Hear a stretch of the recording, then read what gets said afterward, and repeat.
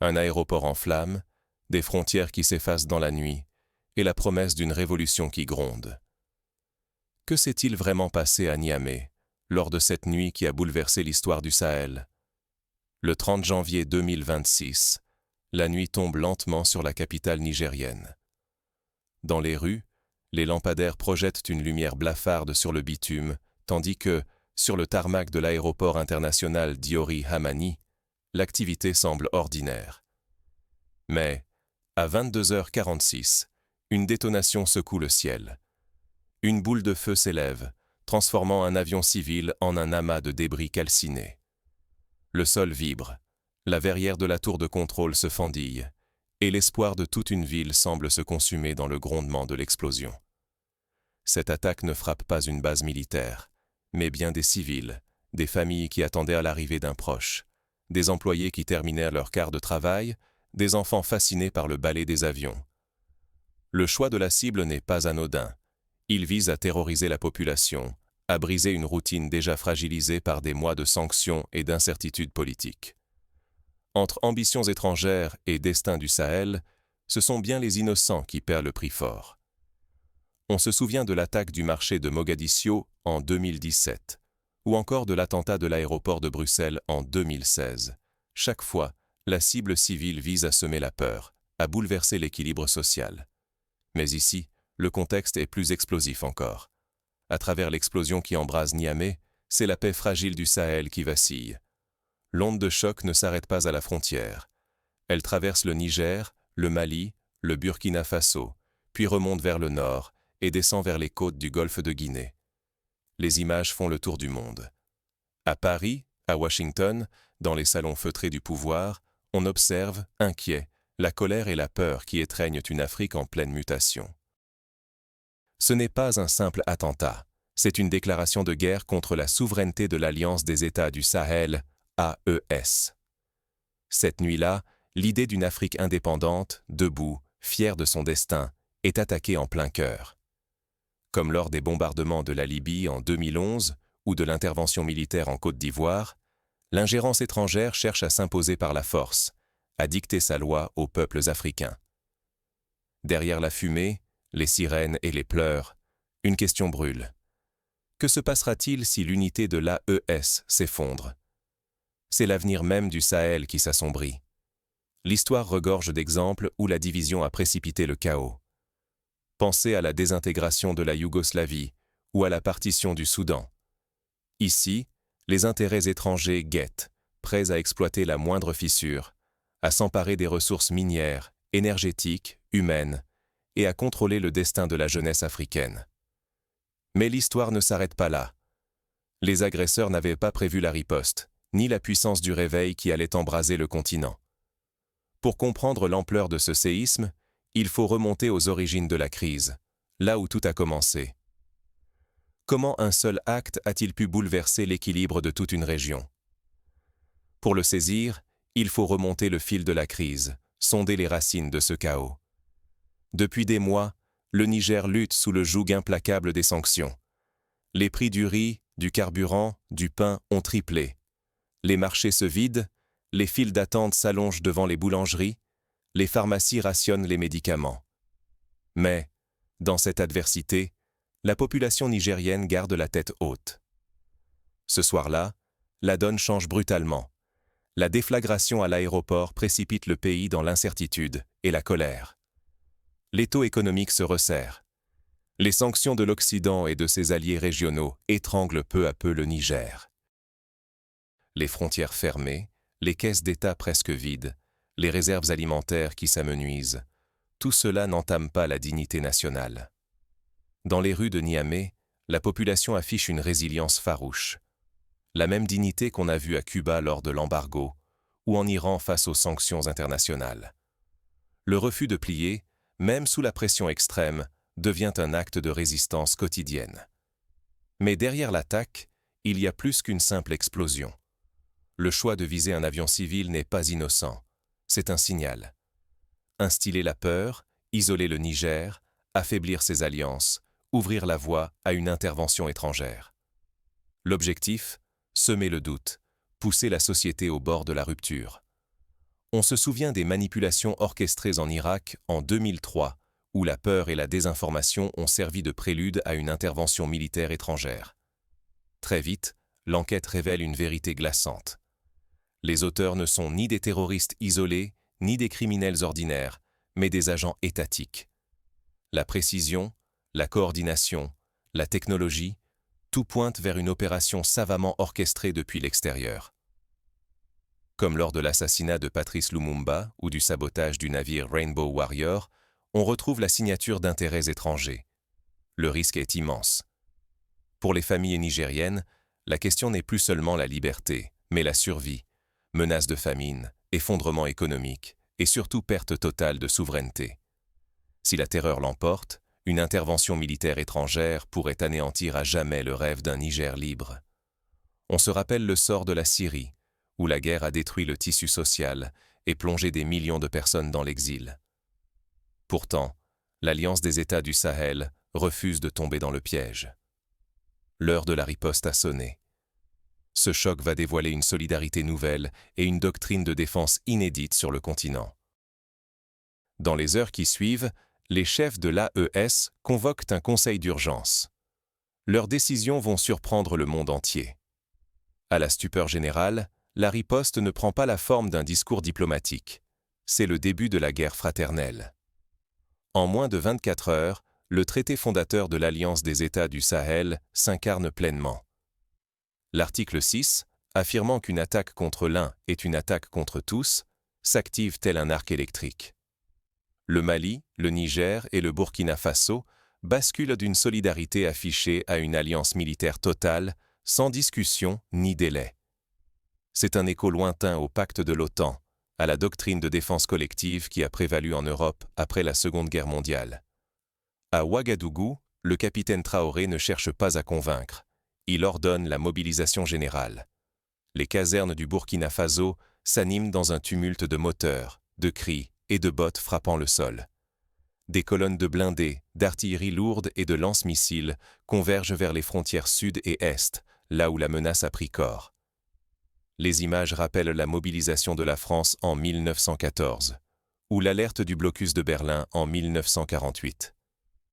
Pour la première fois, le déploiement est massif et assumé. Les camions bâchés arborant les fanions rouges, les canons dressés vers l'horizon. Ce n'est plus un simple avertissement aux ennemis, mais un message à la planète entière. Les frontières ne sont plus des cicatrices du passé colonial, mais les remparts d'un destin commun. Ce geste fort rappelle la décision des États-Unis, lors de l'attaque de Pearl Harbor, d'entrer en guerre pour défendre leur territoire et leurs alliés. Dans la capitale, la voix du président tonne sur toutes les ondes. Les chefs de l'AES ne font plus de différence entre marionnettistes et marionnettes. Toute incursion, même indirecte, sera désormais considérée comme une déclaration de guerre totale. Cette position radicale rappelle la doctrine de la dissuasion nucléaire pendant la guerre froide, la menace d'une riposte immédiate, totale, pour préserver la paix. Ce choix radical inverse la terreur semée par l'attentat de Niamey. À Bamako, Ouagadougou, Niamey, la peur recule devant la fierté retrouvée. Des milliers de jeunes, électrisés par l'appel à l'honneur, affluent spontanément vers les centres de recrutement. Chacun veut se battre pour la défense collective. Tous sentent que l'histoire s'écrit en ce moment. Ce phénomène fait écho à l'élan patriotique de la Seconde Guerre mondiale, où des millions de volontaires se sont engagés pour défendre leur patrie.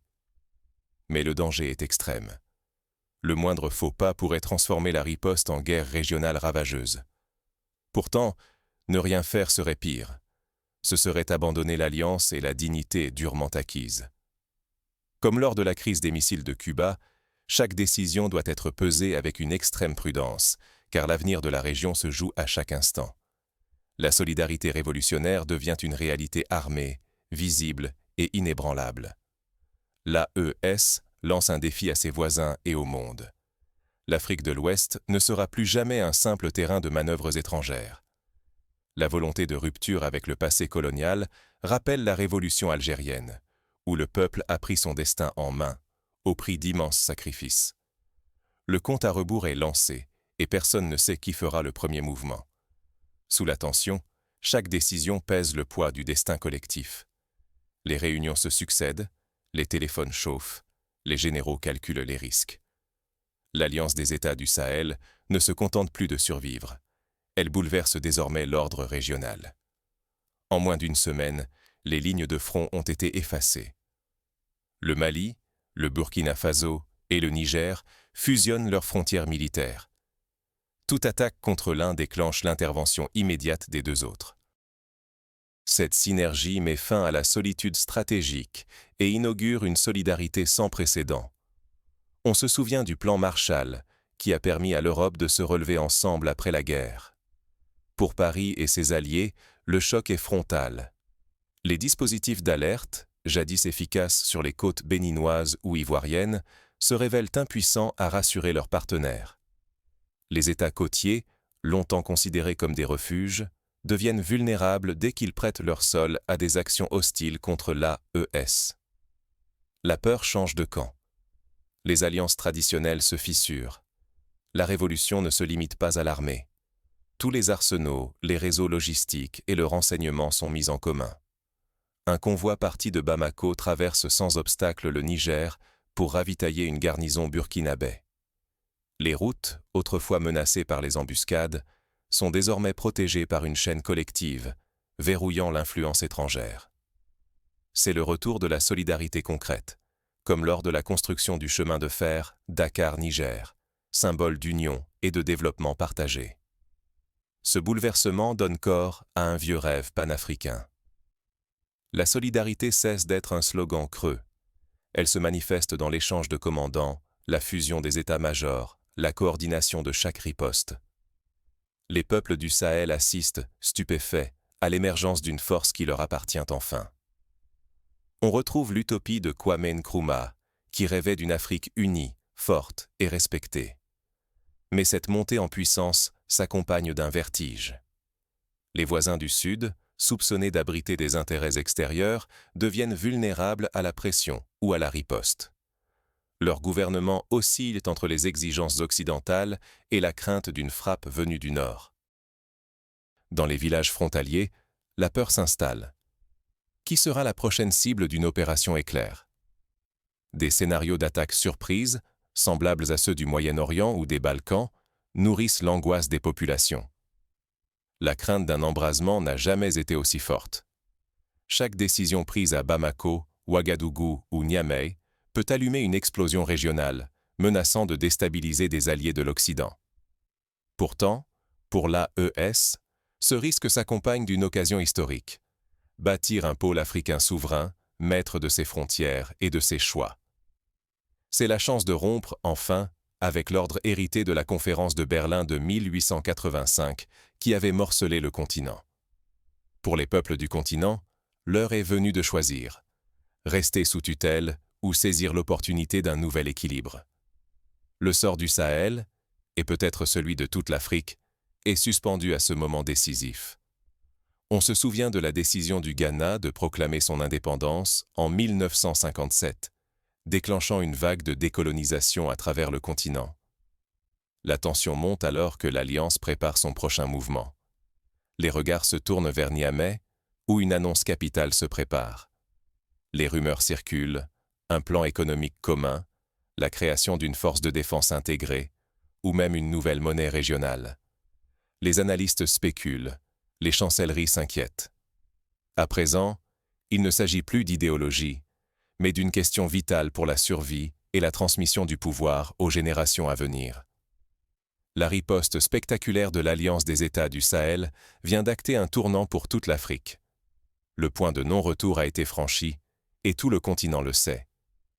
C'est un moment semblable à la chute du mur de Berlin. Rien ne sera plus comme avant. Première leçon essentielle: la vitesse décisionnelle est devenue l'arme maîtresse.